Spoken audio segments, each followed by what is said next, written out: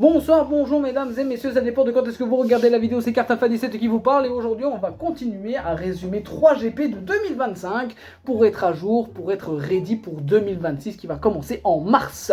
Alors on va pas tergiverser plus longtemps, on va commencer par le GP d'Italie.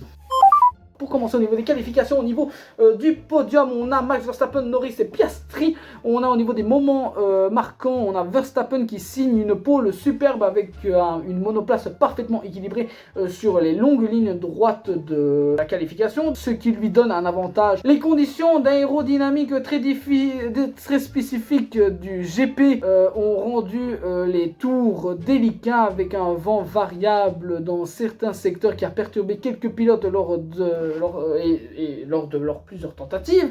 Et de ce fait, au niveau des commentaires, au niveau des interviews, Verstappen qui dit ce n'était pas simple, mais on a trouvé un bon timing et l'adhérence parfaite, surtout en fin de Q3.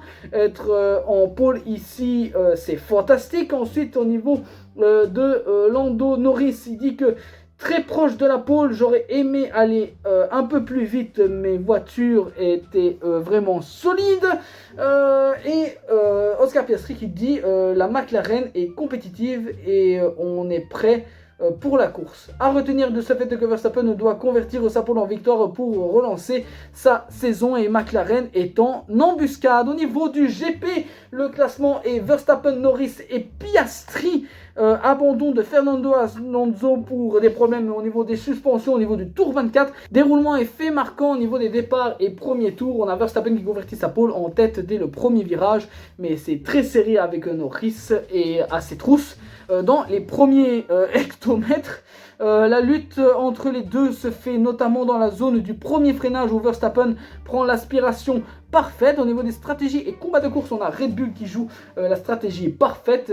Verstappen effectue un arrêt optimal qui lui permet de prendre l'avantage sur Norris après que ce dernier ait brièvement été en tête. Une décision clé pour la victoire. McLaren connaît un pit stop lent pour Norris, permettant temporairement à Piastri de passer devant, mais McLaren décide d'ordonner à Piastri de laisser repasser Norris, ce qui crée une petite polémique entre coéquipiers. Ferrari ne parvient pas à convertir son rythme de qualif en une victoire à domicile. Leclerc devant Hamilton, mais trop loin pour inquiéter le podium. Au niveau des commentaires des pilotes lors des interviews à la fin du GP, on a Max Verstappen qui dit super victoire, l'équipe a géré parfaitement, on a su transformer la pole en course dominatrice, c'est sa 3e victoire de la saison et sa 66e en carrière. Et même, même une des courses les plus rapides de l'histoire de la Formule 1. On a également ensuite Lando Norris qui dit content du résultat aujourd'hui mais frustrant de ne pas gagner après une course solide. Le pit stop nous a coûté un peu d'élan. Oscar Piastri en 3e qui dit podium solide mais évidemment j'aurais aimé me battre davantage avec Lando et Max. Interview un part entière de Charles Leclerc qui dit un bon résultat à domicile mais on devait viser mieux, on a manqué de rythme en course. Et Hamilton qui dit bonne remontée mais trop peu joué devant. Au niveau des analyses d'effets marquants, on a Verstappen qui domine du début à la fin. McLaren a grandi son avance au championnat. Stratégie McLaren controversée. Ferrari triste devant ses fans à domicile. Et Norris qui réalise le meilleur tour en course. À retenir, un GP d'Italie sous haute vitesse, stratégie clé et dominance stratégique de Verstappen avec McLaren juste derrière. Au niveau, mesdames et messieurs, de la course d'Azerbaïdjan, au niveau des qualifications, le classement Verstappen, Sainz et Lawson. Mesdames et messieurs, on a Oscar Piastri et Charles Leclerc qui n'ont pas marqué de temps en Q3, DNF ou éliminés. On a au niveau des moments effets marquants une séance un peu la plus chaotique de l'année. Elle a été suspendue 6 fois à cause de crash record historique. Plusieurs pilotes ont fait des erreurs et heurté des murs dans cette session délicate. Parmi les incidents, Oscar Piastri a crashé au tour 3 en Q3, stoppant sa qualification en provoquant un red flag. Alex Albon, Nico Hülkenberg, Pierre Gasly, Franco Colapinto, Oliver Biermann et Charles Leclerc ont également heurté les barrières à différents moments. Lewis Hamilton est éliminé en Q2 et commence 12e, une vraie déception pour Ferrari et pour Hamilton aussi du coup. À retenir une qualification complètement folle, 6 drapeaux rouges et Verstappen qui s'en sort malgré tout avec sa pole. Au niveau des commentaires lors des interviews pour les pilotes, Verstappen qui dit que c'était très intense, beaucoup de drapeaux rouges, mais j'ai trouvé un super tour en Q3 pour être en pole.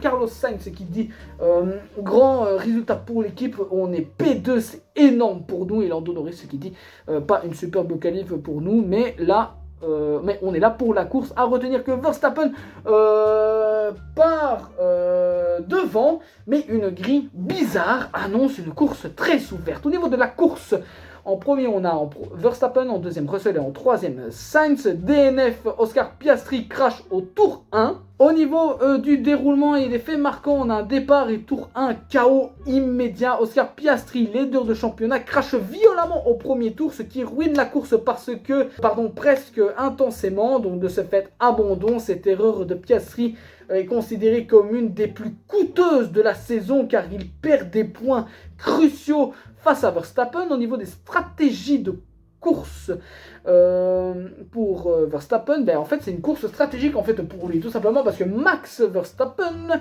domine de bout en bout après la pole, il mène chaque tour, garde le meilleur rythme général et contrôle parfaitement la gestion des pneus.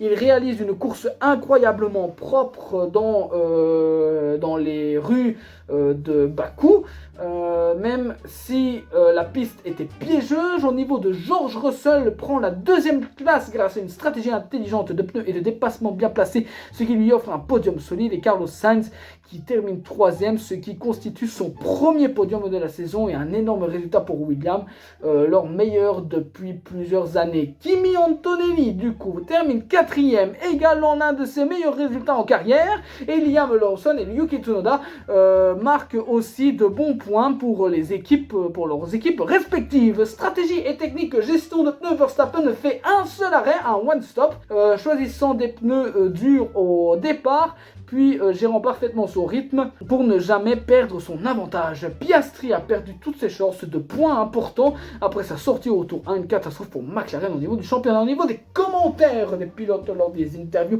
on a Max Verstappen qui dit que la voiture marchait vraiment bien, j'ai contrôlé la course et je suis très content de ses résultats. C'est sa 4e victoire de la saison et en démonstration de force à Bakou. George Russell qui dit que content de finir second malgré un week-end difficile, c'était une course solide. Russell était malade, mais il a livré une belle performance. Carlos Sainz, lui, qui dit que mon premier podium de l'année pour Williams, super journée pour l'équipe, parce qu'il faut rappeler que Carlos Sainz est passé chez Williams exprès pour pouvoir espérer remonter leur cote, ce qu'il réussit grâce à sa P3. D'ailleurs, il a même fini 5e au championnat à la fin du GP d'Abu Dhabi. La promesse est plutôt tenue pour Williams. C'est aussi un résultat historique pour Williams en 2025.